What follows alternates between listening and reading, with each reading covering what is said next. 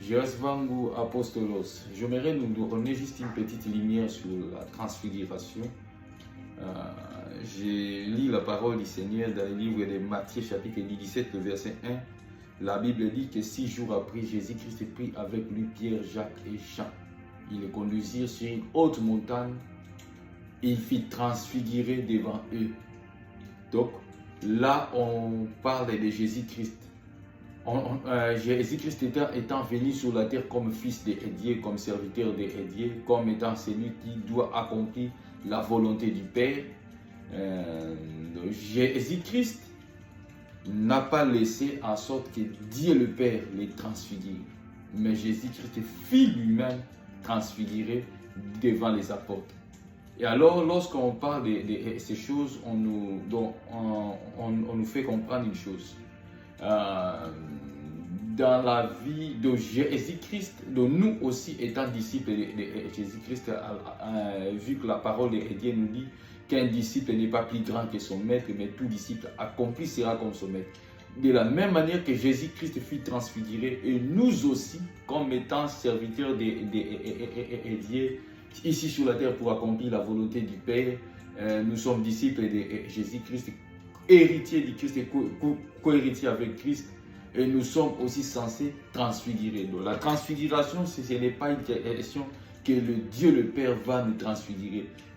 La transfiguration, c'est le modèle de Jésus-Christ, c'est-à-dire que la transfiguration qui vient par la décision de Jésus. Et qu'est-ce que signifie la transfiguration? La transfiguration, c'est une dimension surnaturelle que Christ s'est révélé aux yeux de ses disciples. C'est l'exposition, c'est l'exposition de sa nature divine, de sa vraie nature. Et donc, de la même manière que nous aussi, disciples de Jésus-Christ, fils de Dieu que nous sommes, nous avons une nature terrestre et nous avons aussi une nature céleste. La transfiguration, c'est lorsque la nature céleste s'expose sur la terre que nous sommes. Et donc, la transfiguration vient souvent lorsque quelqu'un prend lui-même la décision de shifter d'une dimension à une autre dimension. La transfiguration, c'est quand un chrétien prend la décision de quitter le naturel pour embrasser le surnaturel. C'est cela la transfiguration. La transfiguration, c'est lorsqu'un chrétien prend la décision de quitter l'ordinaire pour embrasser l'extraordinaire. Donc, nous sommes appelés à vivre cette dimension. La transfiguration, c'est une dimension transitionnelle entre le ciel et sur la terre. C'est-à-dire quoi? C'est une dimension où un chrétien, un disciple de Jésus-Christ doit quitter le terrestre. Et les célestes aussi, les corps célestes aussi doivent quitter les célestes pour se croiser dans l'atmosphère, pour se croiser dans les airs. Alors, c'est ça la transfiguration. La transfiguration nous donne le mandat, la capacité divine d'opérer dans la dimension des étoiles. Alors, lorsque nous parlons des étoiles, et la Bible nous explique que Dieu a promis à Abraham des postérités. La postérité semblable au sable de la terre et la postérité semblable aux étoiles du ciel. Lorsqu'on parle de l'Église, la postérité semblable aux étoiles du ciel. Et dans Genèse, la Bible dit que Dieu créa 2 grands luminaires. Le plus grand luminaire pour présider les jours et le plus petit luminaire pour présider la nuit. Et Dieu créa les étoiles aussi. Il les plaça dans l'étendue du ciel pour éclairer la terre et marquer les époques. Donc, c'est-à-dire, lorsqu'on prend la décision de transfigurer et on quitte la dimension terrestre pour opérer dans la dimension des étoiles. Donc, c'est-à-dire que lorsqu'on devient une étoile brillante, on est censé éclairer la terre. On est censé devenir un peuple phare sur la terre. On est censé vivre de manière à marquer les époques. Et donc, pendant que je partage ce message, je déclare et je décrète sur la personne qui me suit en ce moment. Laisse que Dieu fasse de toi une étoile et que tu vives sur la terre que ta vie ne passe pas inaperçue. Parce qu'une étoile est censée marquer les époques.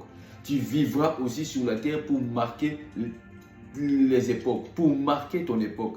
Ta vie ne passera pas comme ça. Ta vie passera de manière à marquer ton époque.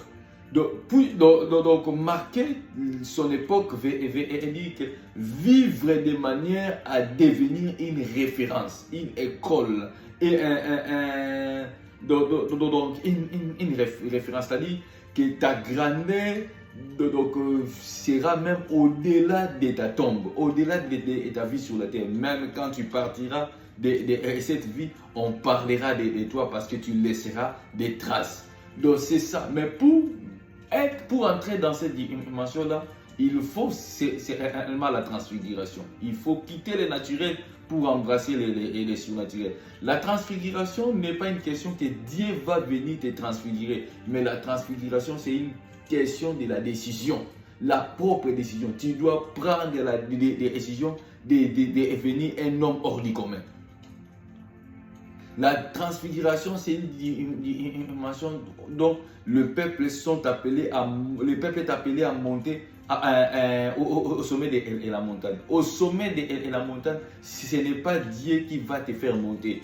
Dieu va se placer au sommet de la montagne et il va t'appeler en disant: mon fils, monte ici. La transfiguration, c'est une dimension de sacrifice. La transfiguration fonctionne avec l'esprit de la prière. La transfiguration fonctionne avec l'esprit de la parole.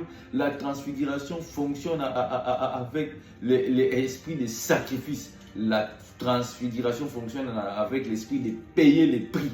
Tu dois payer les prix parce que si tu ne payes pas les prix, il est difficile, impossible de vivre et d'expérimenter la transfiguration dans ta vie. C'était bien votre frère, serviteur de Jésus-Christ, Jires Vangu, Apostolos. Donc, quant à moi, je vous dis que Dieu vous bénisse davantage, que Dieu vous garde.